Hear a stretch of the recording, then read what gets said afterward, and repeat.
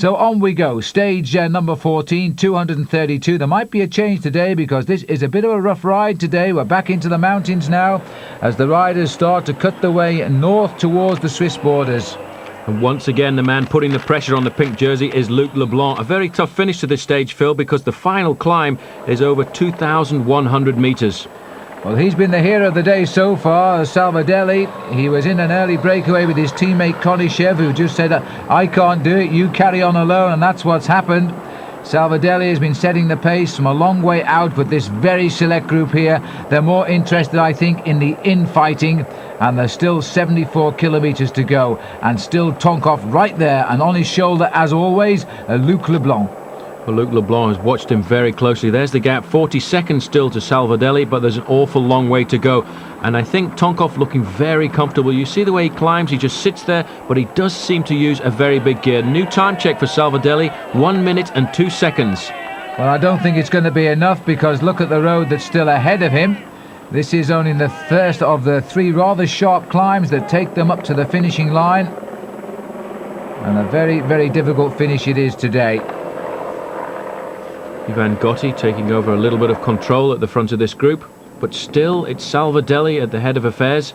His lead still hovering around about the 1 minute mark, but he's going to have a hard time staying in front with over 70 kilometres still to go. Well, he's only a youngster in his first tour, and he's got a very high overall position at the moment, 7th, 2 minutes 51 seconds down, so he will cause a little bit of excitement amongst the leaders as we now climb up to 1,100 metres here. This looks like Michele again at the front as he keeps the line going nicely. Very tough climb these riders facing after 202 kilometres covered in the race. The climb of the Col de San Pantaleon, and almost 1,600 metres at the summit of this climb. From Saglia there, had his stage win, looking quite happy with the way things are going. He won't be under any pressure to work at all because his team leader is right here. Ivan Gotti is also up here in this front group, so too Luc Leblanc. The men that we've come to talk of, Andrea Noah, now up to 4th place overall, he's there as well.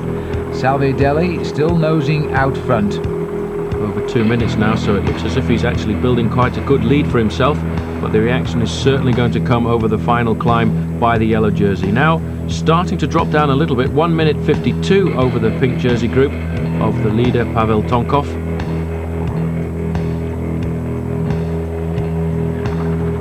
So as we look down now, that little group is now 1 minute and 10 seconds behind Salvadelli, who went over the top of the Champ Premier climb, about 48 seconds in front of Kepi Gonzalez, but the gap is opened up just that little bit. We're now on the climb of the Pantaleon Pool. A group of 5 riders getting clear. Nice to see Axel Merckx very aggressive over the last few days, and this could be one of the deciding points of the stage on the foot slopes of the Col de San Pantaleon as Merckx gets away with Gonzalez and Michele, and another rider get in there from Aki, and I think that might just have been Gazelli. More or less 20 miles, 30 kilometres or so to go to the finish. It's the composition now of the chase group, and there's Axel Merckx. He's starting to look good these last couple of days. There's the climb that they face now. It's 15 kilometres long, this climb, lifting them up to 1,127 metres, and here is a rather tired Salvadelli now. He's had his moment, he's been out in front an awful long way, going clear at the 80 kilometre mark with his team captain Dmitry Konishev, and then going on by himself. Just on the back here, wearing number 19, Nicolas Michele, who certainly has been a revelation of this year's tour, as they catch Salvadelli, and a lot of the work being done at the front by the little climber from Mercatone Uno, that is Pelliccioli. So there's Salvadelli, and a little show of appreciation there from Nicolas Michele, who said well done to him, and now we're settling down onto this long climb, as I say, somewhere around 30 kilometres from the finish. There's Kepi Gonzalez in the action again, sitting on the wheel of number 21, who is Focconi from the Amore Vita team, fresh off the win yesterday of Glenn Magnusson of the team, and the pressure going on again. Well, this is Ivan Gotti decided he's going to try and go out of the group. There is Salvadelli, he's going to disappear straight through the main field, but a good move by Gotti, and in fact for once the pink jersey of the leader Pavel Tonkov isn't there. Well, this is Stefano Garzelli who's got onto the back wheel of Gotti. Sort of a headless team, Mercatone Uno, with the loss of Pantani, which is a great shame. Now, what is the man from Mappe going to do? Because Gotti has been such a good bike rider in the Giro d'Italia this year, and he's beginning to force the pace. Gotti and Garzelli are trying to get up to the leaders. There's the remnants of that breakaway. And in fact, look at Gotti as he comes up alongside them. Axel Merckx takes a good look, clearly getting himself ready here to jump on the wheel of Gotti and grits his teeth, but I'm not sure he can, Paul.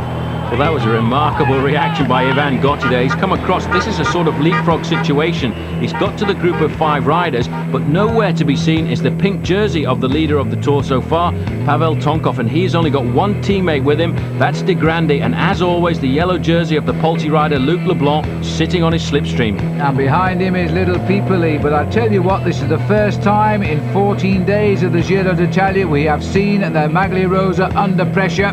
And this time it really looks as though he's relying heavily on the pacemaking of Giuseppe Di Grandi. Now Axel Merckx gritting his teeth but still trying to go with the moves, while there's a big reaction from behind.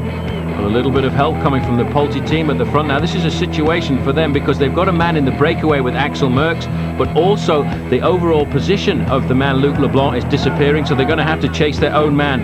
Ivan Gotti here trying to get back up to Axel Merckx, doing a very good job indeed. Also Nicola Micheli, number 19, sitting on his wheel too, but what a remarkable finish this is going to be.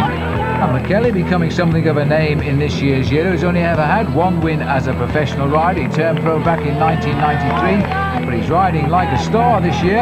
Anyway, he's latching onto the lead group, and again it's little Kepi Gonzalez as we come up towards the top of the Pantaleon. And Kepi Gonzalez looking for the points here that will give him the lead in the King of the Mountains. And I don't know whether he'll find too many people to challenge him, because I think Gotti has other things in mind here. He is prepared to get this group working together. He's not interested in the King of the Mountains as Gonzalez presses on towards the summit. Well, as they get to the top of the climb here, just under 400 metres before they go over the top, and then it's a big descent down into the valley at Antnay Saint-André, and then the final climb up to the finish of Breuil Cervina. Well, Kepi is doing all of the work here. There we are at the summit. We're 29 kilometres from the checkered flag. And in fact, Kepi Gonzalez is keeping the pressure on, but now Luc Leblanc himself is having to take up the chase. Kepi goes over the top ahead of Ivan Gotti. That's the order. The first two over the top. Merckx was in there as well. A little bit further down, a certain amount of panic coming into the main field. There's Luc Leblanc leading them over. Now it's the turn of Pavel Tonkov to sit on the Frenchman. But there's the gap. 23 seconds is the advantage of Ivan Gotti's group over the group of the pink jersey. A very difficult descent now down into the valley before the road then tilts up again all the way to the finish line. And then it's the climb of Il Cristallo, taking them up towards the finish. It's a climb which takes them up to around about 2,000 metres, so it's a tough one. Very difficult indeed. You can just see how far it is down into the valley there. Gotti losing a little bit there in the corners. In fact, it was Micheli's fault, because Micheli sat up and let the leading group of 3 riders go clear, and now Gotti must shut it down in one of the corners. Well, this is the most interesting move now. We're seeing Ivan Gotti. He's taken his chance well. This is a hilly stage which is coming as an interlude between the undulations up in the north of Italy, but very soon, of course, we'll be heading into the Dolomites, and 3 very tough days indeed.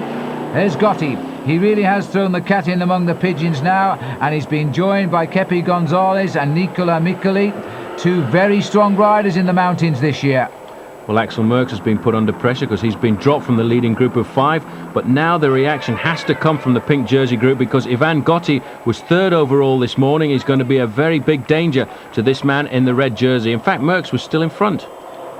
I think, in fact, also got back there, Paul, Stefano Garzelli. He was also in the action. This is a much thinning out group here of the pink jersey, who's taking his glasses off there as the group tries to get something going. But this little workmanlike group, here it is now. It's got itself together. And that was either bus number 11 or 11 kilometres to go that just went through our screen there. But there now is Stefano Garzelli in the Mercatone Uno squad. And this is Gotti. Gotti, I think, will just throw this stage away to make time over the men behind. This is his big chance now to break the pink jersey of the Giro d'Italia. This could be the weakness now, I think, for Pavel Tonkov, because he's only got one teammate in this group, and he's not going to find too many friends. And nice to see, in fact, Evgeny Berzin for once accompanying the leaders in the mountains. Well, Evgeny Berzin's still in this race, but we lost a day that didn't start. In fact, Pyotr Ugrimov, the Tour of Italy this year, proving just a little bit too much for that great man. He's out as this field gets smaller and smaller. Well, I didn't think Ivan Gotti was looking for anybody to help him there. I don't think anybody could actually help him. The speed he's going up the climb there, these riders actually suffering to try and stay in some kind of slipstream, and behind you can see the pink jersey is visibly going slower. Just look at the speed here of Gotti now as he continues to ride. Merckx has come back. Big, long, thin legs of Eddie Merckx. He's most unlike the build of his father, Eddie. But Axel now riding extremely well. Certainly has improved since he first rode the Tour of Spain as his first major stage race. And a little bit of panic, I think, starting to appear on the face here of Pavel Tonkov, because he realises that his major challenger is Ivan Gotti, and Gotti is a very good climber, and he's the one at the moment putting all of the pressure on the front of this group, and riders just getting shelled out. Well, Tonkov doesn't make many mistakes, and one must presume to allow Gotti to escape like this, he couldn't do a thing about it. He marks his men so well, Pavel Tonkov, but right now there's nothing he can do. He is conceding time, and if he concedes more than 1 minute and 7 seconds, then he will lose that pink jersey to Ivan Gotti. Well, he's used his teammate up completely there. Now he's decided to take the race into his own hands, and he's in fact accelerated and caused a lot of confusion behind there, many riders being left behind. But in the lead group, still Ivan Gotti on the front, setting all the pace.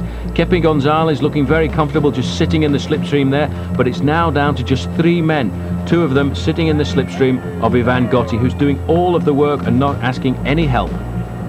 Well, that's the way it should be if you're about to pick up the Maglia Rosa in the Giro d'Italia, and if that time gap survives to the Tonkov Peopley group, that's exactly what he will do. And what a present as well, because tomorrow we race into the home area of Ivan Gotti, and you can guarantee there will be tremendous support for him. And I'm sure they're locked into the television watching this right now. So Gotti climbing now, the face of Pavel Tonkov, under pressure for the first time in this year's Giro d'Italia. So far he's won all of the key stages. Now he's about to lose this one, I think, because the gap is opening, and this man has shed everybody now except Nicola Micheli. Well, Michele looking very comfortable indeed, just sitting there letting Gotti do all the work. He realises that the man from Seiko is the one who's looking to try and get the pink jersey. Well, further down the mountain at 1 minute and 42 seconds, it really is a time trial for the man wearing number 1. All he can do is ride a consistent last 6 kilometres and hope that he doesn't lose too much time over the little Italian climber. Certainly no help coming from Peopley, who's just sitting behind him, but maybe he can't help him now. It's so mano a mano on the climb here up towards the finish. Ivan Gotti has never asked anybody to assist him, and he's riding with a tremendous tempo, and that's probably the reason why. Here's the chase as the 2 others go into the tunnel, as we go out the other side, otherwise we'd lose our pictures. 5 kilometres to go now, and that's the gap, 1 minute 40. He's creeping back. Well, it's just 2 seconds, but all of the time the man from Seiko at the front setting the pace. But this man certainly could be the master tactician. He could have decided not to respond to the attacks of Gotti and just pace himself over the final 5 kilometres. But 3 kilometres to go, and in fact Michele has now cracked. No attack has come, he's just ridden him off the wheel. The tempo has been absolutely amazing by Ivan Gotti, this man who finished second in the Tour of Italy as an amateur back in 1990. He's led the Tour de France for a couple of days when he lost that lead to his teammate Bjarne Riis, and we all know what happened to Bjarne Riis. And now Ivan Gotti is looking for a Maglia Rosa of his own. Well, he's certainly flying up this climb. He hasn't asked any help from anyone in the race so far. He's gone to the front, he's set the tempo, and every one of these riders has just popped off his wheel. And now he'll be looking not only at a pink jersey if he can keep that 1 minute and 40-second gap at the top, but also a brilliant stage victory. Well, the Italians are recognising their man, because he's not living too far away from the finish of today's stage of the Giro d'Italia, and they're going to shout him all the way home. And now the pink jersey of Pavel Tonkov, the shine has gone a little bit, but you've got to hand it to Tonkov, Paul, because he's rid himself of everybody else in the chase back. Certainly got rid of Luc Leblanc, the man who's been his limpet mine for the last few days every time the race has gone uphill. But now he has to ride the time trial. He's gone out again a little bit, 1 minute and 46 seconds, but he must really pull himself together at the moment, because once they get to the top, it actually descends a little bit down to the finish line. But it looks to me as if Pavel Tonkov is in serious difficulty. Well, the same can't be said of this man, and he wasn't too happy with that either. Very aggressive indeed. He's concentrated on the job in hand. He doesn't want too much cold water on him, because at this altitude it really does make you cold, and it is a difficult thing for a rider to have on his jersey, because all that water is absorbed into the jersey. In fact, at the end of the day, making the jersey probably 4 or 5 pounds heavier. Well, that's certainly not what you want on the last climb of today's stage of the Giro d'Italia. A massive crowd has turned out now. This race has shook off the image of being a training event for the Tour de France. It's now a bike race in its own right once again, and Ivan Gotti is thinking only of the pink jersey as leader of the Tour. There's the race behind, and Tonkov, there's one or two passengers coming up now because Sheffer's got on board as well. He is a very persistent rider, this Kazakh. Certainly has shown himself this year in the Tour and recovered as well to come up to the wheels of those two riders who are in third and fourth position on the road at the moment. Let's not forget, Nicola Michele is somewhere in the middle of all this, trying to survive as well and hold on to second place. The gap has stretched once more to 1:48, so in fact this man now is feeling the attraction of the finishing line. He's increased his lead by 8 seconds since the last time check. Well, as popular as Pavel Tonkov is in this race as a former winner of the Tour of Italy, I think the Italian crowd getting a little bit partisan now because they can see for the first time a serious Italian contender for the pink jersey at the end of the day.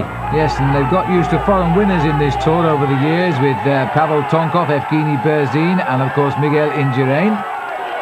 But now with 100 metres to go, they're going to get themselves an Italian winner of quality today, because I think, as the time will tell us shortly, he'll be the new leader of the Giro d'Italia. And so we never really thought that Pavel Tonkov would lose his overall lead. He's looked such a solid man, but today Ivan Gotti has found a chink in his shining armour and he's hit him hard. Well, it's going to be difficult to pull back any time now, just 2 kilometres down this little descent into the town here, and Gotti's not going to lose any time at all. But it was amazing to see the way he rode up that climb. He had the speed just to pop everybody off his back wheel. There's the kilometre kite. He will have been waiting for that for quite some time, but look at the speed. 75 kilometres an hour, that's nearly 50 miles an hour. No, absolutely no chance now, Paul. He's going for it all of the way. He wants that jersey for the first time in his life. He won't be thinking of victory in Milan right now, just at the moment. This stage victory will do, and the present that comes with it. He's converting a 67-second deficit this morning into whatever the clock tells us later on he's got now in the lead. A tricky little finish this at the top of this mountain as he comes into the finishing straight. It's a few little zigzags, but for him he won't even worry too much about the victory salute, because to him what's most important at the moment is the time gaps that he can increase over the main challengers. Now here he comes, the great moment for the little man, Ivan Gotti. Now he salutes the crowd, he's got the stage win, and the clock starts now. And once those 67 seconds have gone by, he will be the new leader of the Giro d'Italia. And we're going back quite a way here to these pictures, still probably 1.5 kilometres out to Pavel Tonkov. Tonkov, you can see at the front of this group of 3 riders, had no help at all from the riders in the group, because obviously he's the man got the most to lose, and when you're in a situation like that, you don't have any friends. Well, now we've got trying to make some ground up here is in fact Gonzalez comes over, he'll get 4th. Tonkov was just behind him. The official gap was 1 minute and 46. Nicola Michele did get in second place. Also surviving the breakaway was Gozzelli. There is Luc Leblanc, he's losing big time as well, and here's the man that's caused all of the distraction today, Ivan Gotti, the stage victor and indeed the new leader of the Giro d'Italia. Now, by my calculations, it'll be round about 50 seconds to the good. So he gets the victory, and a big surprise, he gets the pink jersey. I don't think anybody expected that. The overall situation now, Ivan Gotti the leader, ahead of Pavel Tonkov by 51 seconds. Leblanc is third, but 3 minutes and 2 seconds back. Pipoli is 4th. And now we're off into the Italian Lake District here. 173 kilometres the ride today as we go from Veres to Borgomanero.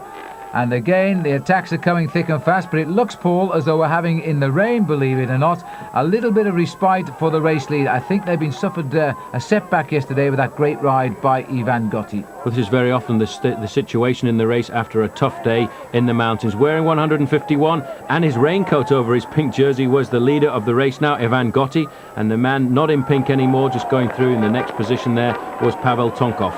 Over the top of the Multeroni, the big climb of the day at 110 kilometres, and Riccardo Facconi is taking the lead over Bronti rather. He's the rider, by the way, who replaced Claudio Chiappucci, who was thrown out before the start of the Tour of Italy when he failed a routine blood test.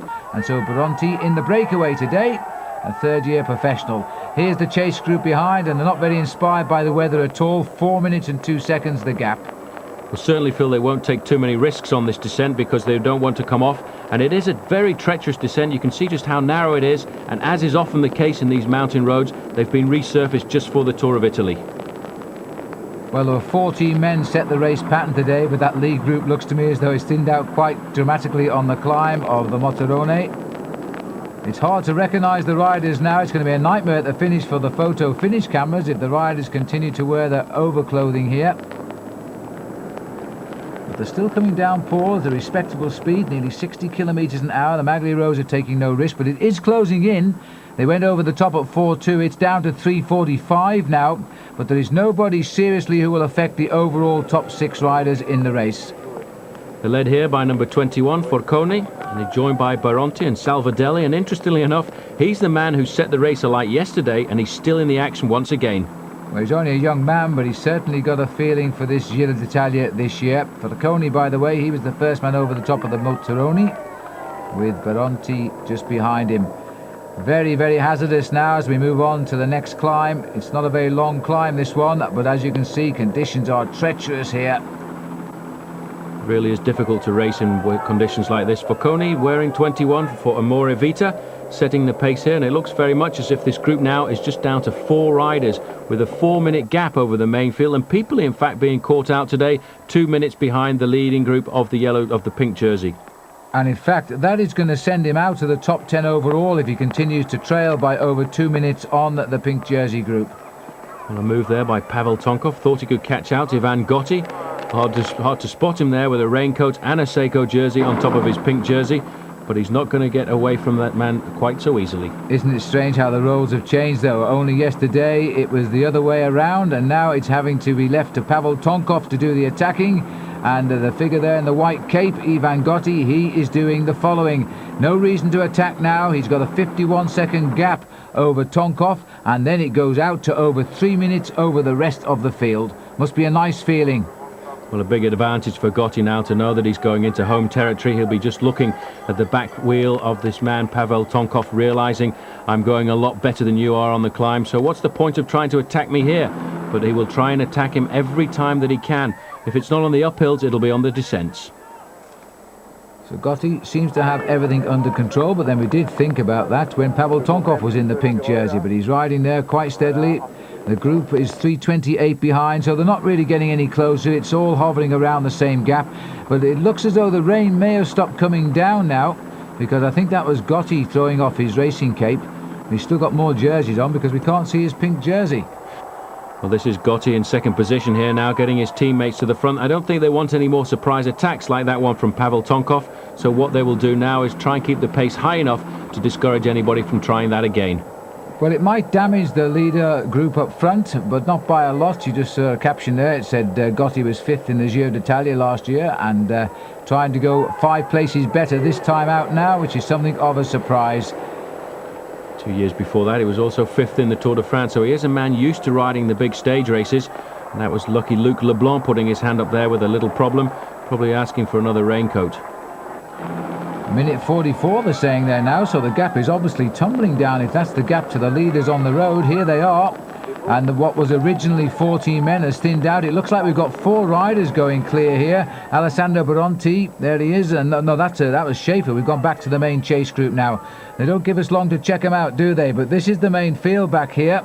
They're just keeping a nice tempo going now, but we can tell you in that breakaway now is Salvadelli, Baronti, Filippo Casagrande's up there, and so too is the very consistent Riccardo Forconi. Well, he's been riding well over the last few days, but so is Salvadelli, and he's the man who could cause a surprise here when it comes down to the last few kilometres, the last meters I should say, because he is a very rapid sprinter when it comes down to this kind of a finish, but when there are only 4 men in it, it really can be precarious.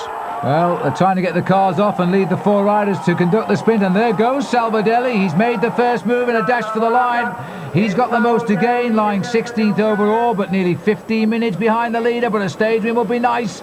He's being chased now by Baronti, who's tucked in nicely at the back. Look at Baronti's face as he kicks hard on the shoulders there of Casagrande. This could be a dream victory for the man who replaced Claudio Chiappucci. He gets it. Alessandro Baronti will not believe it. In the race just 48 hours before the off, and he gets the stage victory. Further down now, the sprint goes on, and Noe takes out the sprint here, and around about 50 seconds the gap. But just look at the celebrations here on the finishing line. The first reserve, who carries a team captain's number, is the stage winner of the Giro d'Italia today. And this is how he did it. We're looking at the face here of Casagrande, but on the far right we're looking at the sprinting legs and the rainwater dripping off his hat too, as the man Alessandro Baronti gets the stage win. Terrific result for him. Doesn't affect the overall at all, as we go on now to what is the 16th stage of 158 kilometres, and the overall situation still exactly the same. And so too the race, Paul, because this has been a fairly routine stage so far. And the riders passing very close to Milano on their way to head up to what will be the Alps. And there's the Devil on his holiday in Italy, probably getting a little bit of practice for a couple of months' time when they'll probably see him on the roads of the Tour de France. Another little breakaway going away here. Joining it is Fabiano Fontanelli, a very quick finisher. And in fact, this is a surprise move because there are 4 MG riders got clear. Well, as we get down towards the finish here, 25 kilometres away from the finish, it lives one Ivan Gotti. So I would think there's going to be a lot of people there at the finish, while the sprinters again are trying to set this up. And they're all coming up towards the line. There he is, the man in the mauve jersey again, Mario Cipollini. A little bit far down the line, I think, this time. Well, certainly, I don't think he's too worried. I think he feels today that he may well have just left it a little bit too late. But that was a great move by those 4 riders from MG Technogym. But I think they may well have gone too soon. Well, Magnussen's leading them out, but I think this time he hasn't made the most of it, because the MG boys are taking over. Fabio Fontanelli trying to put his head down. He tried a few days ago to get the win, or was it a week ago? This time he gets it. Fabio Fontanelli ahead of Fabio Roscioli. Angelo Lecce was third, and Volpi was there. Magnussen faded back into 5th place, but the win for Fabiano Fontanelli. Overall, again, no change. Gotti with 51 seconds over Luc Leblanc, 3 minutes back for him. And there's the confirmation. That further down, Scheffer doing a great ride at 3:40, and Micheli still up there in 5th. As the race goes on to a 200-kilometre 17th stage, and the riders now beginning to get back into the undulating countryside. We're heading towards the Dolomites now. Well, from Dalmine to Verona, and once again, the weather not too bad. At least the rain is keeping away for these riders. And once again, Kepi Gonzalez has found himself in the action, in the green jersey now as the leader of the King of the Mountains. He's looking for a stage victory, and as he did in the Tour de France, he certainly knows how to be a competitive rider in the mountains and on the flat. Well, the little circuits at the finish here, there are 5 of them, and there's a little lump every time around. It's just the place for a springboard. It only takes the riders up a couple of 100 metres, a climb, brings them up to a 300-metre top height, but it's caused the breakaway, and now will they stay away to the end as they keep just a slight advantage here. Alessandro Pozzi moves over, and then the rider he's letting through here in the gap is Gualdi, Medico Gualdi. He was a rider, former world champion, but he's never really had a great career as a pro. Had a very difficult time breaking through after winning the Amateur World Championships in Japan. But it may well be, if he could just get one victory under his belt, that he could do it. There's Gonzalez, a little fox of it there. He just thought he'd try them out and see what their reaction would be. What a character. He just took one look at them and smiled. Now he's starting the sprint for real this time, as he goes into that corner flat out. Now take it easy. 1 or 2 haven't made corners at that angle. But now he's making a dash for the line here. Gonzalez, he's such a cheeky rider. He's the leader of the King of the Mountains. He can finish on the flat as well. He's feinted again.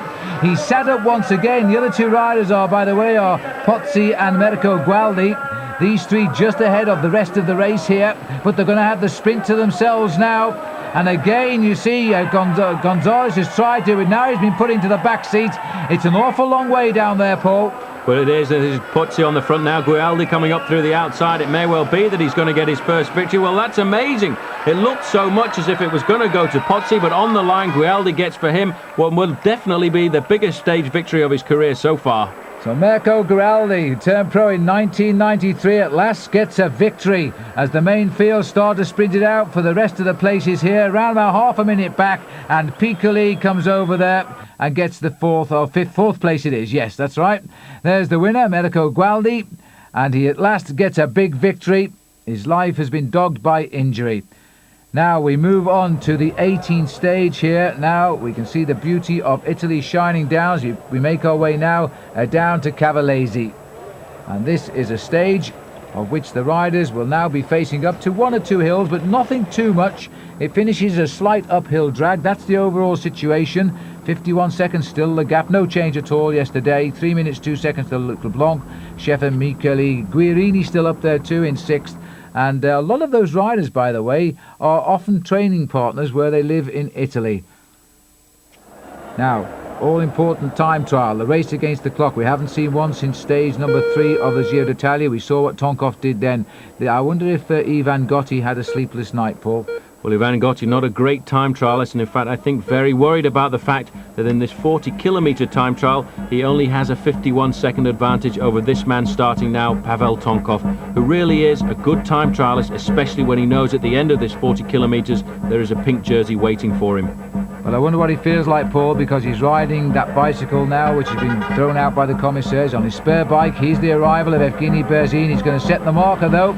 So little Berzin has done a good time trial, 22 seconds to the good to go top of the leaderboard.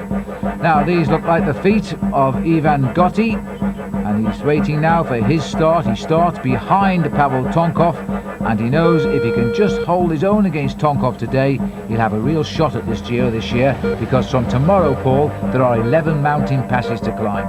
Well, that's going to be his terrain, but he's not on his terrain this afternoon because in this time trial it's a very flat one, and I think the advantage must certainly go to Pavel Tonkov, unless of course Ivan Gotti can pull something very special out of the bag. A nice gentle start. He's taking no chances on this rather twisty exit from the town, and then he'll get down into his rhythm. He certainly will need to find it quickly. I think he'll be glad to get this race underway now, because once you're underway you only think of racing, all the pressure of a feeling of nerves. There's the bike of Tonkov. In fact, the fairing has been removed that they stopped them riding with on, but even so he's now on his spare machine, and he was only given literally minutes warning to change bikes, so he's not going to feel too happy about that. Chance here just to see how powerful Pavel Tonkov is. There's a little accident out on the road there. Looks as if it might have been Schäfer. Yeah. I wonder what that was all about. So let's have a look, because here he was. Oh, he's locked his bike up and he's about to hit that pizza stand if he's not very careful. Oh my goodness me, what a shock for everybody down there. Well, let's hope he's okay. Well, he is, because we've just seen him pushed off it. My goodness me, he went piling into the bread bin or something down by the back wheel of the pizza truck. Anyway, this is Luc Leblanc on the same descent now, and he's also in trouble, and this is much more serious. Luc Leblanc hits the wall coming down the mountain, almost the identical spot. Schäfer was just a bit further down by about 100 metres, but again this descent has caught two top riders out here. But I don't know how Luc Leblanc, Paul, has come to remount like that. Well, he was really taking a lot of risk there, and that must have hurt him going into that wall, because the wall certainly didn't move very much. Let's hope that the same thing doesn't happen to the other two men out on the road, especially the pink jersey of Ivan Gotti. Well, Tonkov's safely down. Gotti was about to approach it. We've gone down to the finishing line. This is Gonchar here, and this is going to really hurt, because look at this time, 1 minute and 8 seconds better than Berzin. That is an incredible ride by Gonchar to put him on top of the leaderboard. He's really pulled one out there. Still, Tonkov looking very strong indeed, but you know, Phil, I think Ivan Gotti's doing a very good ride here in this time trial. He looks very fast, he looks comfortable, he's right down on that aerodynamic position as we go through there. In fact, Tonkov is a long way down on the best time. He's a long way down perhaps on the best time, Paul, but he's only 8 seconds behind Tonkov at the first check, which has come at just under 10 kilometres. So if he continues to lose at that rate, he will conserve an awful lot of his lead. Well, this is the situation at 31 kilometres. Gonchar, who's in the finish too with the best time, was the best rider here. Tonkov, look, a 6th time for him at 1:46, and we still have Gotti to arrive there. There he goes through it now. He's gone through, in fact, 21 seconds slower than Tonkov. So he's way off the leaderboard, but the man he wants is only 21 seconds quicker than him. Luc Leblanc looking a little bit pained here. You can see he's rocking the top part of his body, I think shaken by that crash, and may well have been that he's hurt himself a little bit more than he would have liked to. I think Paulie can only have got up there on pure adrenaline, because that was a terrific smash into the wall, and let's hope he is okay. Here's the pink jersey. Now he's not losing time quick enough to hand his jersey over just yet to Pavel Tonkov, and I wonder how well he'll finish, because a little bit of a drag coming up now as we go back to Leblanc finishing, the man with all of the injuries. He'll be straight in the ambulance, I think. loses 3 minutes and 48 seconds to Sergei Gonchar. 23rd place for him, but you know, Ivan Gotti doing a very good finish to this time trial here. You can see the different styles of the two riders on either side of the screen. The powerful side of the blue jerseyed Pavel Tonkov on the right, you can see using a lot of power, but on the other side it's energy that's keeping the young man from Italy going. Well, here comes Tonkov, and surprisingly too, he is not racing for first place. In fact, he is just scraping in there. That's not a great ride by Pavel Tonkov at all, leaving just the pink jersey out on the course. 21 seconds down at 31 kilometres. That's just 9 kilometres from the finish, and it looks to me as though Gotti is going better than Tonkov now. Well, he's fighting, he's riding on enthusiasm, he knows what he has to do to get inside and keep the pink jersey. Pavel Tonkov's finished, and he'll be waiting just to see exactly how many seconds tick by before Gotti comes home. Well, I tell you what, Gotti is riding very close to Tonkov. Tonkov's just gone through the screen there. Gotti will be slower than him, but you know, he has pulled back over these last few kilometres. As he searches for the seconds up the line, he keeps his pink jersey. That's another big surprise in this Giro d'Italia. He finishes now with a time of 50.02, and compared to 49.48 of Tonkov, he only concedes, 14 seconds, so he did come back.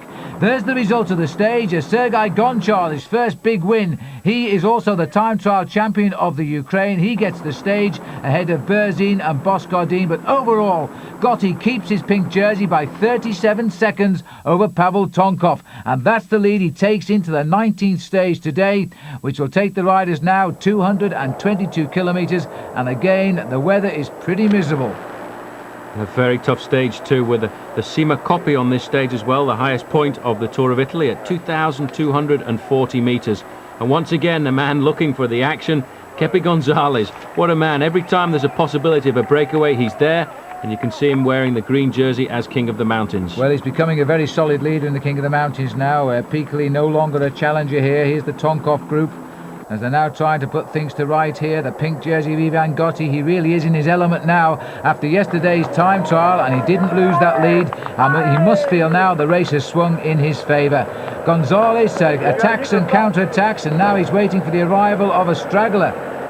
In fact, that's one of his teammates there, but a little bit further down the road there's been a sharp reaction by Ivan Gotti, and that has put Pavel Tonkov into difficulty. He's joined by 178 Giuseppe Guerini of Polti, the first time we've really seen him in the mountains, but now Gonzalez trying to sort something out at the front with his teammate Jose Luis Ribiera. Ribiera also riding well. In fact, the Kelme team are riding well in this year's Giro d'Italia, while Tonkov is no longer in the frame now. There he is back in this group. He's allowed the pink jersey his freedom again, and Ivan Gotti seems to like riding in the bad weather. Certainly does. He's here in the moment, in the slipstream of the man in front of him, Guerini. And further down, Tonkov really starting to suffer, not finding any friends either at this part of the Giro d'Italia. Sitting on his wheel there, one of the Saiko riders, he's just defending, and that was Dario Frigo. Frigo isn't going to help, that's for sure, as now Tonkov is finding the pressure of having won this Tour last year, something perhaps we may well find Ivan Gotti gets next year, because now things are beginning to look good here. He knows he is gaining more time over the field here. Luc Leblanc, we are told, is in desperate trouble because of his injuries in that time trial.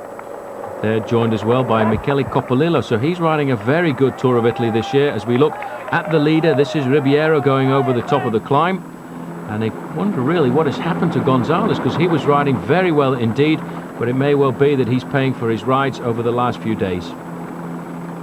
Well, I'll tell you what, he's had a great day today, Kepi Gonzalez. He's been taking first place over all of the climbs, and so he's now beginning to run away with the King of the Mountains competition, as his teammate is now beginning to take over at the front as well. This is the top of the Rio Molino, and Ribiera is the leader.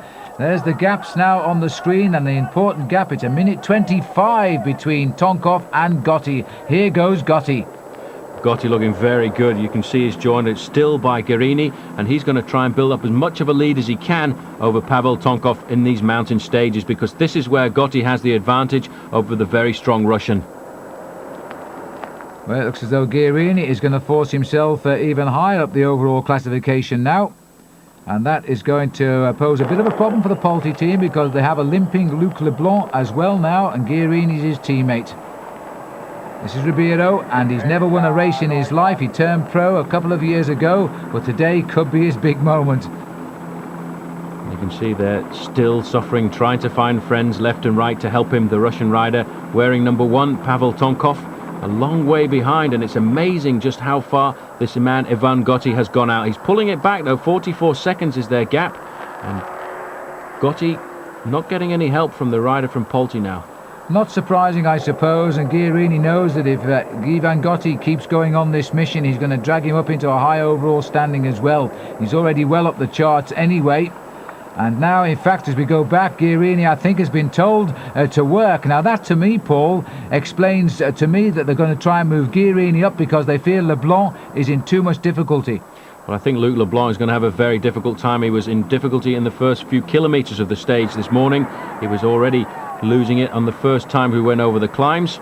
And now, with just 5 kilometres remaining, it looks as if really the victory is going to go to José Luis Ribeira. But what's more important is the time gaps from this man in the pink jersey to Pavel Tonkov behind. Well, slowly but surely this little group is getting itself organised here, but again they're soaking wet in what is another chilly day in the Tour of Italy in the heavy wet rain. And the pink jersey again has been given freedom now. He's beginning to look such a strong man in this race lead now. It's true what they say, isn't it? Put a race leader's jersey on a rider and he becomes 2 men. There's the sign there that tells them 5 kilometres remaining. That gap is down to 39 seconds. So Tonkov is definitely not giving up. He's trying to pull himself back into the race. And a little bit further up the road, Gotti can see 1 or 2 riders who've been in the breakaways. If he can pick up with those riders, it may well be that he's got a good chance of working together with them and extending his lead over the rest of the pack.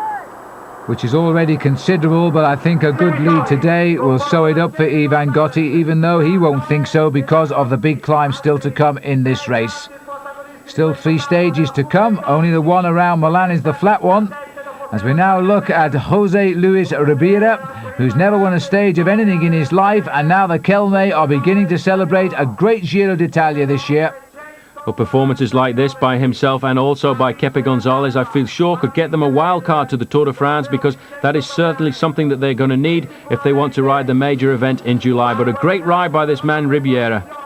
Well, that was the last drink. Over goes the bottle. Now comes a huge smile from this rider. This is the greatest moment of your young career. He's winning his first professional bike race, a stage in the Tour of Italy. He's home and dry. And now we go back to the group here, which contains Roberto Conti in the white crash helmet. Gotti still continues to push home an advantage. Every pedal rev could mean a second over the second man in this race, Pavel Tonkov. And in this group as well, we've got Gonzalez sitting in the back. He has consolidated his lead in the green jersey today for sure. That looks like his now. And also here, climbing to a high overall position, Giuseppe Guerini. Here comes the sprint now, and it looks as though Conti, who's only ever won 1 bike race in his life, has been beaten again, because this time he gets second. Guerini is third, Gotti is fourth, and Gotti has come in around 3 minutes and 8 seconds behind. Now this is the sprint containing Pavel Tonkov. The clock has almost gone by a minute, and so plus or minus another minute lost there for Pavel Tonkov to the race leader. There's the winner, Ribeira. He gets the stage win, but of course the talk again is all about this brilliant man, Ivan Gotti. He really has shocked this time, because he is now winning time back just about whenever he likes. And there's 2 more days in the mountains still to come in the 80th Giro d'Italia. And as we look at the overalls, Giuseppe Guerini is now third. The news reaching us, in fact, that Leblanc retired halfway through the stage. So we now go on to the 20th stage. 3 stages left to go. The riders now finishing right up here on the Passo del Tonale at the end of some 176 kilometres. A tough day's racing indeed. Very tough day's racing, and again a chance for Ivan Gotti to try and extend his lead over the man Pavel Tonkov. The leading group got away very early on and built up a maximum lead of over 12 minutes on the pink jersey group. And all of the time, Pavel Tonkov quite happy to stay in the group there with Ivan Gotti. But also Kepe Gonzalez, Paul, is having a tremendous ride through the mountains here in this leading group as well. And Evgeny Berzin finally putting in appearance in a breakaway. Berzin, by the way, he's still 22nd overall in this race, but he's 40 minutes and 20 seconds behind. Strange performance by him to look for small breakaways like this to try and get himself a stage victory. The man really is enigmatic. One day he's up and the next day he's down. Well, there's the big field now, and they must all be thinking that Gotti is going to win the Giro d'Italia because he is now leading by such big margins over the field. Now, one attack here, trying to get away off the front of the group, and this looks like it might be Podenzana having a dig again. Got a very good Tour of Italy, 26 in the overall standings, a long way down. He was 7th in the Tour of Italy in 1994, but I think much more liberated in this year's Tour of Italy by the fact that Marco Pantani had to withdraw because of that crash. And now a reaction coming here from Gianni Bugno, a man we haven't really seen a lot of in the Tour of Italy this year, and another enigmatic performer because he really has been a great champion in the past, but I think now seeing one of his last few seasons out. And just look where he is overall, 2.5 hours behind the leader and about to be collected by the main field. But this is the sharp end of the field here now, and Kepi Gonzalez again today has helped himself to a few points. He was second over the Paso del Mendola after 104 kilometres behind Podenzana. In fact, the breakaway was already on, and the pink jersey at that stage nearly 15 minutes back. You can see there on the arm of the second place rider, Pavel Tonkov, a little plaster starting to appear. It could well be that he's having a little problem with tendinitis due to one of the crashes he had earlier on, and also the crash he had earlier in the season, which gave him a very badly injured wrist. And because of the little broken bones he's had around the scaphoid region, he might well be feeling some pressure there now as the tour has gone on for the best part of 3 weeks, and these are the toughest stages. And asked little Kepi Gonzalez how he's enjoying his Tour of Italy, and he'll tell you, very much indeed. 9 kilometres to go now for Gonzalez and Podenzana. They've got together. Pink jersey very firmly now on the shoulders of Ivan Gotti, following the man who's his closest challenger. And look at this, Paul, further up the mountain, Kepi Gonzalez, he can't contain his enthusiasm. He has shed Podenzana. There's no way that Podenzana will match this little climber once he gets going. And there's not a lot of reaction coming from behind at the moment, although that field also is beginning to split up. But Gotti now is just riding so well. Back up with the leader.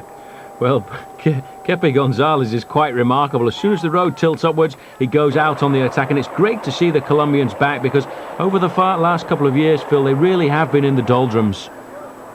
Well, you know, the last Colombian rider I think won a stage of the Tour of Italy was Oliveira Rincon, and that goes back to 1995. 4 kilometres out now, and Kepi Gonzalez about to update the record books, I think, because they're not going to come too close to him. The face of Pavel Tonkov is really one of concentration at the moment, just trying to keep his second place comfortable. He realises that this final climb up to the finish could put him into danger again. Well, we're up to the snow line now at the Paso del Tonale. And Gotti won't be worried too much about little Gonzalez. 1 kilometre to go. He checks over his shoulder to see if he can see the wily old Massimiliano Podenzana coming up, but I don't think he will now. Tonkov trying there, but it wasn't really a full concerted effort. I think he just thought he needed to try because he's lying in second place in the overall standings, but it really was half-hearted. And another great day through the mountains, and another day he can tick off when he gets into his hotel tonight. Ivan Gotti, everything's gone his way.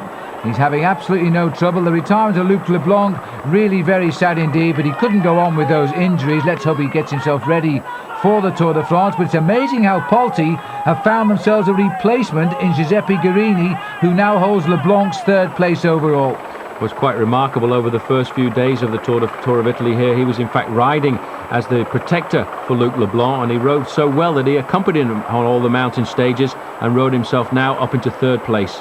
The personal battle then, 1, 2, 3 in the Giro d'Italia. They're lower down the slopes, while meanwhile at the top, little Kepi Gonzalez becomes the 7th Colombian to win a stage of the Giro d'Italia.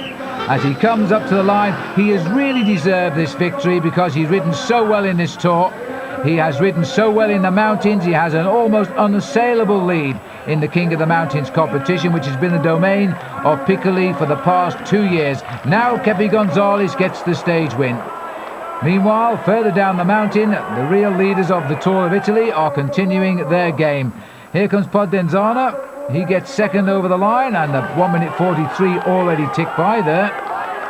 And so that means this group is still a fair way behind here, as taking them through is Tonkov. Well, Tonkov trying again, but all the time he has a shadow, and the shadow has a pink jersey on its shoulders, and that's Ivan Gotti.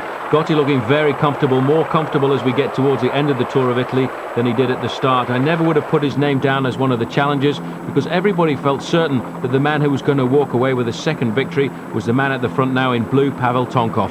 Because he looked so good in those early days, and coming into this race with a good victory in the Tour of Romandy, I think everybody would have gone down the betting shop and put a few bob on him. But anyway, they might have lost it because it looks now as though Gotti has this race nicely stitched up. This is the strong group that's here now all around them, but they're still over 7 minutes behind Gonzalez, who has finished. He's taking quite a slice of time now, but he won't really challenge the top 10 overall. He might, with a bit of luck, Paul, scraping around 10th. He may well do, but a man caught in the middle of all this fighting is Evgeny Berzin. He managed to get across the line in 8th place. Well, this is the group coming in now, containing all the top riders on the overall, and in fact they're approaching 10 minutes now since the arrival of Gonzalez. Here's the sprint. Conti in the white crash helmet going to have a little go for it, I think. As he starts the sprint, the pink jersey of Ivan Gotti still got plenty of fight in him as well. But it's going to be a formality, I think, for Conti. And on the far right is Noah, who's still right up there on the overall. And in fact, Noah gets it right on the line. He'll be just ahead of Gonchar and Gotti and Conti. There's the result of the stage, though. The rest of the breakaway finishing quite a few minutes behind the day's winner. Overall, Tonkov still a minute 32 back. Now, take a look at this, because this is the toughest stage of the Giro d'Italia, Paul, and it comes just 1 day from the finish. And Bugno, of all people, has launched the attack. Well, it's quite remarkable because this is one of the toughest stages, 238 kilometres with the final climb, the Passo del Mortirolo. And what a climb that is, and it really is a stage. If they want to put Ivan Gotti under pressure, this is the only chance they have left, because tomorrow these riders will be in Milan. And so the breakaway are going to have to first deal with Gianni Bugno. There's the senior men all together as they lock into the big climb here. But I've got a feeling now that Gianni Bugno is starting to feel the pressure here. He was the leader over the second first category climb, the Cardinho, but now I think his legs have turned a little bit to jelly. This is a very tough stage indeed, and you see a man like Bugno suffering like this, you can understand just how steep the gradients are here. And this is the senior section of the race, and I must say now that Gotti knows that if he just controls immediately Pavel Tonkov, he's got this race in the bag. He is now over 7 minutes ahead of the rest of the field. Well, as always, De Grande there on the left-hand side in the light blue Mapei jersey. He's the man who's trying to pace Tonkov into a position where he can try and take advantage of the strength that he has. But bobbing and weaving there in the pink jersey, Gotti is looking very good. He looks extremely good. He doesn't look in any trouble at all. And the teammates here of Tonkov look over the shoulder. They see Gotti looking in prime condition. I don't know whether we can say the same for Tonkov as they start to move clear here. Even the Kelme boys are having a little bit of trouble today, and they're the big climbers, as we see Serrano, who's also having a good tour, in trouble there. And also Guerini, who's third overall. It looks as if he's going off the back. These riders now getting onto the back wheel of Gianni Bugno, so that is quite a remarkable failure for him. He was riding well, and now he's been caught. Well, Bugno is going to really suffer on the Passo del Mortirolo right now, because this is a climb of 12.5 kilometres, and that man has been out front for so long his legs must be feeling pretty awful. Anyway, he's looking over his shoulder, Paul. He's seen the pink jersey coming up. I wonder if there's anything left there now for a little acceleration from him. Well, Gianni Bugno there wearing number 2. He might be thinking one last time to try and put some pressure on for his man Pavel Tonkov wearing number 1. Once again, the last chance to put this man, 151, Ivan Gotti, into difficulty. But I really don't think that Pavel Tonkov's got anything left. Well, this is absolutely showdown time now. Pavel Tonkov is looking for 1 minute 32 seconds. There are small time bonuses at the finishing line, but I don't think he's going to worry too much about those. Now, Bugno is still trying to play the team helper here as he leads up Pavel Tonkov, but just for how long can he do this? And it doesn't look to me as though Tonkov is under any pressure at all. A motorbike has gone down on the right there, and in fact, I don't think Bugno spotted it, because Bugno lost his rhythm, and I think with it the lead group. Well, that's very difficult indeed, but that is just how steep the corners are here on the Passo di Mortirolo, because they're very hard indeed. And it's amazing to think that an organiser like the organisation of the Tour of Italy could put such a hard climb on the final penultimate stage. Well, it's not the time to remind these two that this is the climb where Miguel Indurain collapsed when he lost the Tour, where Abraham Olano collapsed when he lost the Tour, and now it looks as though this time the pink jersey is having much better fortunes, because he has put Tonkov under pressure. Quite remarkable, Phil, coming into this year's Tour of Italy. In fact, Ivan Gotti didn't have a win to his credit, and the man in the blue jersey on the left-hand side, Pavel Tonkov, well, he'd come in after winning the Tour of Romandy, which is supposedly the ideal preparation and a sign of the man who is in form. Well, now it is side by side, the top two riders in the Giro d'Italia, and a little bit further down, the man who used to be one of the great riders in the Giro d'Italia, Gianni Bugno, is drifting away into anonymity. These are the two men this year, and Gotti is riding side by side with Tonkov. It reminds me, Paul, of the days of Raymond Poulidor alongside Jacques Anquetil. Big showdown. A big showdown. This is certainly the classic mano a mano, man against man, man against machine, and man against the mountain. It's a question of survival. These two riders are certainly the strongest riders of the Tour of Italy, and Gotti again thinks he can get rid of Tonkov, but Tonkov, I think, now riding on pride. Well, you wouldn't think these two are friends, really, because they train together when they're not racing, but they have been locked in battle now, and it's now day 21 of the Giro d'Italia, and remember, since day 3 they have been fighting each other for that pink jersey, and still Gotti is trying to knock his man out. Well, the crowd here going crazy. They realise there's a great chance for an Italian win, but they, I think, also understanding the rivalry between these two riders. They are training partners, and it has become certainly a great duel. Well, as they continue up the climb here, they're still shoulder to shoulder, and Gotti keeps looking across at Tonkov, but I don't think there's a lot of fight left in Tonkov now. He's just hoping to survive up this climb on the shoulder of the pink jersey. Sorry about a little bit of picture breakup. It's caused, as usual, by the trees in the area interfering with the signals up to the helicopters of our motorbikes. But even so, these are the top two riders we're watching now in the 80th Giro d'Italia, and next year number 1 is certain now to be Ivan Gotti. Well, 12.5 kilometres, but look at the gradient here, 18% at this part of the climb, and when they reach the top it'll be 1,850 metres, and that's almost the same altitude as the Alpe d'Huez. I have to say, I'm surprised, in fact, that Tonkov can stay sat in the saddle here on the steepness of this climb. Look at the speed. They're only climbing at, 12 kilometres an hour, around 7 miles an hour. 1,300 metres is the elevation of the pass, and again, pushing the pace once more is Ivan Gotti. Every time he needs to, he tries to accelerate a little bit of change of direction there, caused, I think, by the fact that the motorbikes were getting in the way. But you can see the crowd now. They want an Italian to win. They know that last year it was Pavel Tonkov, but this year it's going to be one of their compatriots.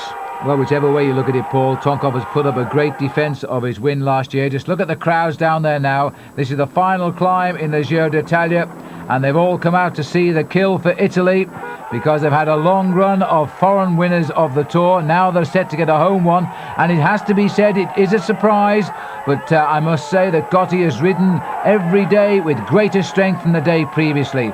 Back further down the mountain now, the climb behind, and this rider, number 51, is Vladimir Belli. Well, Belli started the day in 7th place, 12 minutes 44 seconds back, and he is helping himself up the overall classification as well.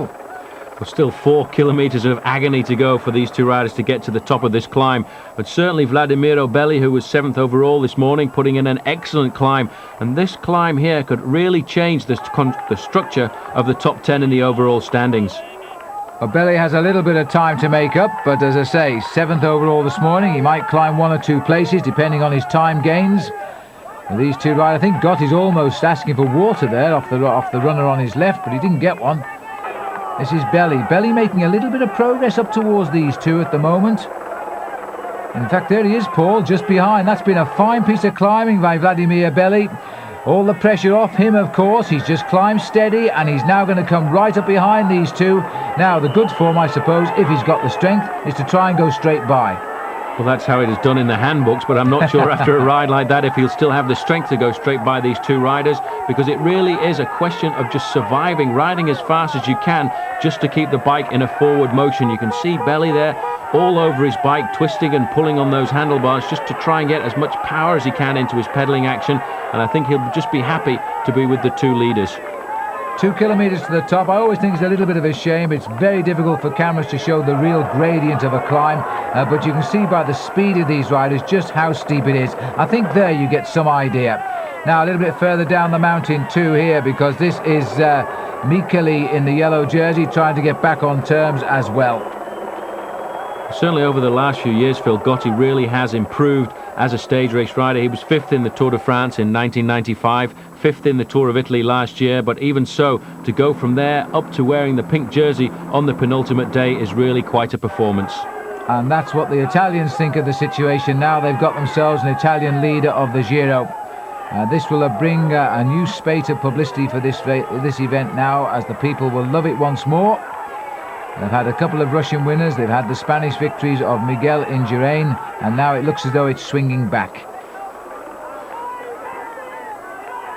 Today, Gotti, as the climb continues towards the end, and I think that's about right now. Number 1 in Milan will be Ivan Gotti, because we're only a few hundred metres from the top of the last climb, and what a climb to finish on the Tour with. 50 seconds is the gap to Micheli and Noe. And Noe, by the way, Micheli are not very far in front of Guirini, so he is on the climb somewhere, and he should be maintaining his 3rd place overall. It's like D'Artagnan and one of the Knights of the Round Table trying to help these riders out here, running alongside. It's a very difficult thing for riders to have all this water poured over them, but at the moment, I think with the heat, they're not too worried, because all they want to do is just get over the final kilometre.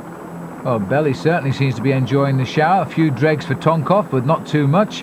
And now Belly starts to move clear again. Now, is this the acceleration to claim the top of the mountain and then perhaps plunge down to the finish? Very narrow ride this is for these riders.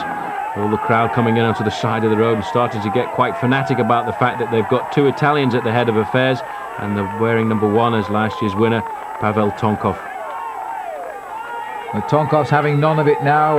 Belly has been brought back to heel as he follows him up the climb. The crowd still enjoying the moment, and just look at them now as they cheer these riders around the corner.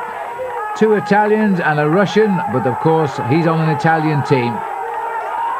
Chance there, Phil, just to see how steep these corners are on the Mortirolo. It really is a hard climb. I don't think I'm going to take my bike out there for a bit of a fun ride. I was just thinking the same thing myself.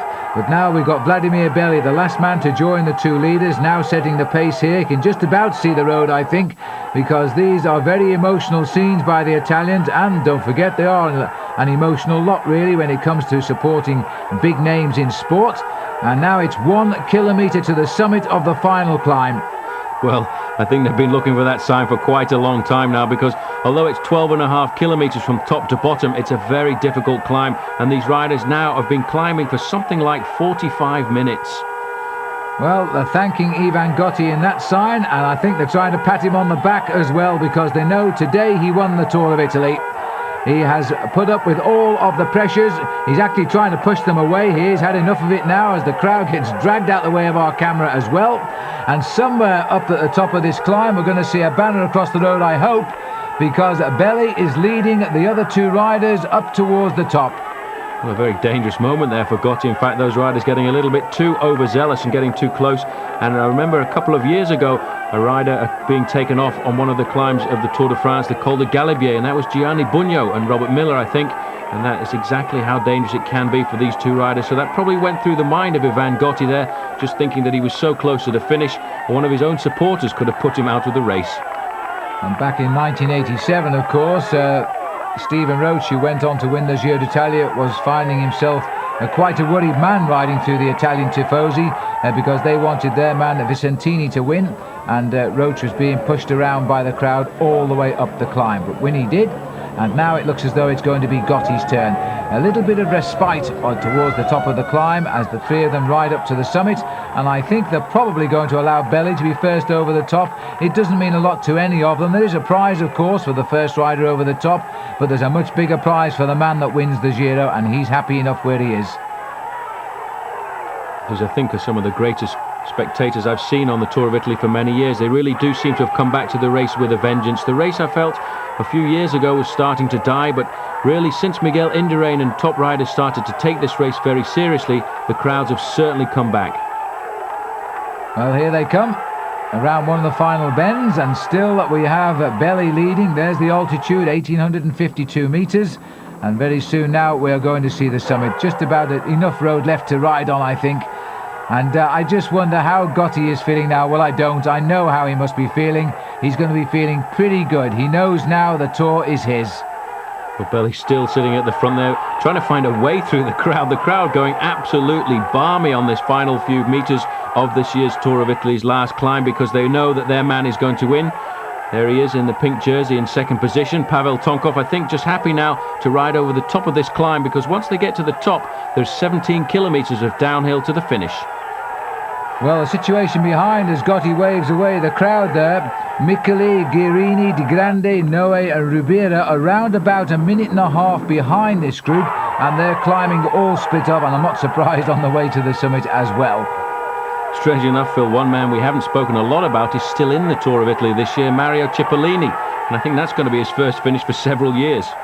Indeed it is. I think 1992 actually, Paul, and a lot of people think he's never finished the Tour of Italy, but in fact he has finished 3 of his Tours of Italy. Anyway, these are the leaders now making the way to the top. Mario Cipollini, still 1 day to go, and a possible win tomorrow in Milan. That will give him a record 5 stages. That's a personal record, by the way. But right now Ivan Gotti is just dreaming of Milan and his final Maglia Rosa. There he is up towards the summit now. All of the pressure will all of a sudden disappear in this year's race as he climbs towards the final mountain banner of the Tour. 152 metres, it's a very long way from the bottom of the valley here. 12.5 kilometres they've been climbing, and around about 50 minutes at the top, and it looks as if Vladimiro Belli's smiling as he reaches the top.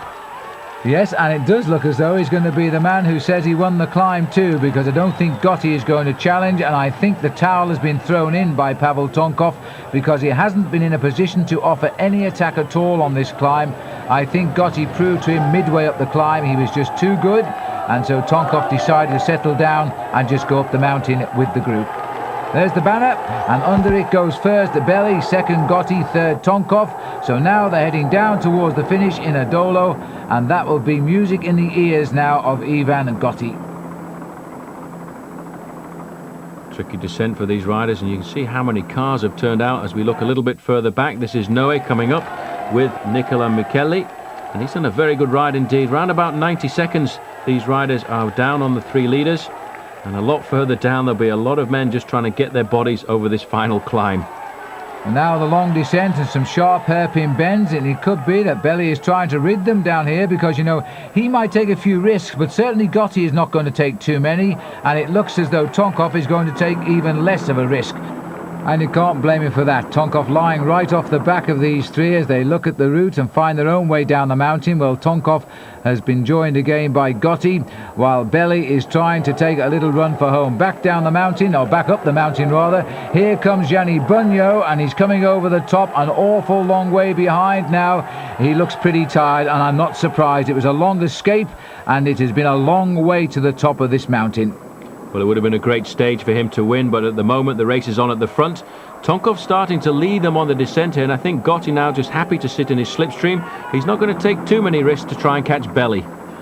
And you can't blame him for that, really. Belli wants to pull out a little lead. Oh, and indeed, Belli's overshot the bend. He scraped the wall here. The other 2 are straight by him immediately without a blink. And so now from first to third in one easy movement, he's going to have to start catching up. That will have shaken his nerve a little bit. Well, here's a chance just to see exactly how it happened. He came in there, and in fact he didn't even fall off his bike. His shoulder went into the ramparts there, and that's quite remarkable that he didn't lose it. But just look at the speed those other 2 riders came by him.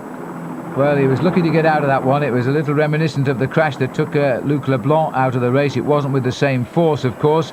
And Belli back on his bike now, and they get back to the leaders, no problem. He was a little bit lucky there, but there have been some strange crashes this year's Giro, most of them going down steep hills.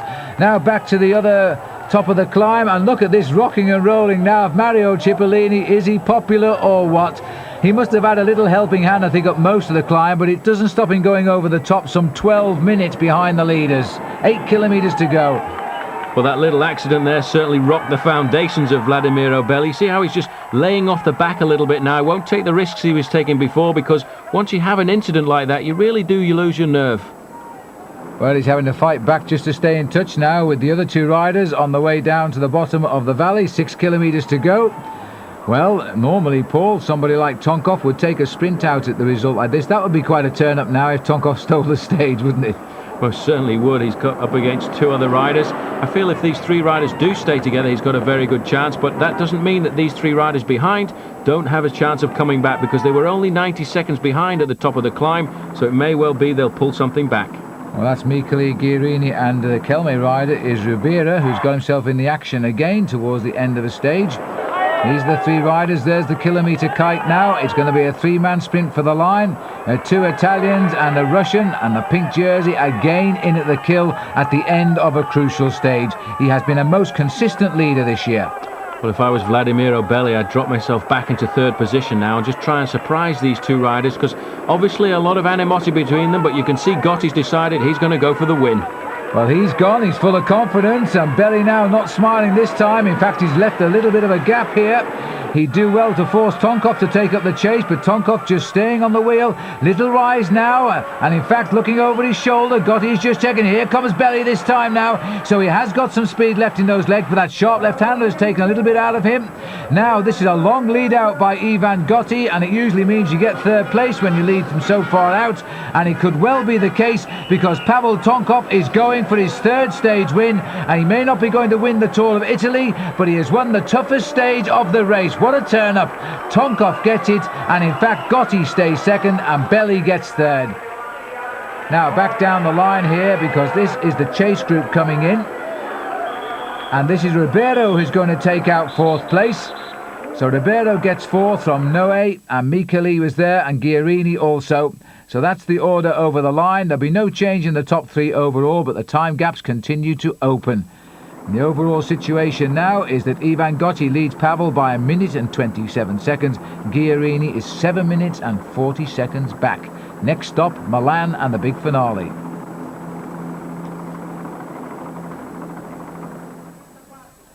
And there it is, just 165 kilometres remaining of the 80th Giro d'Italia, and this is one race that the Italians will love to recall on video for many, many years to come, because there's no doubt now they're going to have an Italian winner. Now, it would be a perfect race, Paul, if they could finish off with a win for Cipollini. Well, it would, but it's very difficult on the last day. Everybody wants to get the last little bit of energy out of their bodies. They try and make sure they can get themselves at least on television one time. And coming up to the last kilometre, it looks again as if it's Fabiano Fontanelli very close to the front. Well, they've done 10 laps here of the Sempione Park, 5.5 kilometres a time around. There's been plenty of attacks and plenty of riders tried to slip away, but each time, just like on the Champs-Élysées in the Tour de France, they've all been brought back. And so now, looking for what would be his 21st stage win of a Giro d'Italia and his fifth and a personal record in one Tour. He's in fifth place down at the moment, just following through. Glenn Magnussen is the rider on the front. I think that was Sergei Uchikov who nipped away out of our camera.